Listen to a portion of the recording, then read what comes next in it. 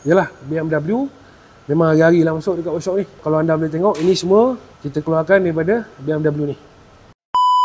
Okey tuan-tuan, hari ni masuk sebiji BMW F30. Owner cakap kereta ni ada masalah dihantar pada kita disebabkan masalah coolant dia yang berkurangan lah. Jadi kalau BMW ni biasanya kalau coolant berkurangan memang dia punya masalah pada piping dia lah. Sebab piping coolant dia ni memang selalu masalah. Jadi bila kita punya technician dah buat check up, memang betul lah beberapa barang kat atas ni kalau boleh nampak kita tukar. Ada punya hose radiator, dia punya hose coolant dan dia punya thermostat juga lah. Ini adalah common issue bagi BMW. Ini adalah coolant hose yang kita keluarkan daripada BMW ni lah. So memang ada masalah dengan benda ni. Kalau tuan-tuan boleh tengok, main dekat sikit, kita tengok kat sini.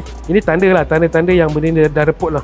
Bukan dah repot, memang dah repot pun sebenarnya. Kalau kita tekan kuat-kuat ni memang dia pecah lah. So ini dia repot lah. Senang je kalau kita nak tahu barang-barang ni repot. Color, warna asal dia sepatutnya warna hitam lah, warna plastik. Tapi bila lama-lama dah pakai, dah dimamah usia, warna dia pun dah mula bertukar menjadi keperangan. Kalau kita boleh nampak kan, keperangan. So ini memang dia dah repot lah. Ini tanda-tanda dia repot. Langkah seterusnya, kita punya technician pun dah advise kepada customer untuk tukarlah barang-barang ni. Jadi barang-barang ni lah barang-barang yang kita akan tukar untuk pastikan BMW ni sihat balik. Jadi tuan-tuan, kalau tuan-tuan ada masalah dengan kenderaan, nak repair, nak servis, nak diagnose ke apa, boleh datang ke Transpacific Automotive section 12 Shah Alam ni. Kita memang buka hari-hari kecuali hari Jumaat sebab hari Jumaat kita cuti. Dan kalau tuan-tuan ada sebarang masalah, boleh klik link di bio, boleh bertanya dekat situ. Dan jumpa lagi. Bye-bye.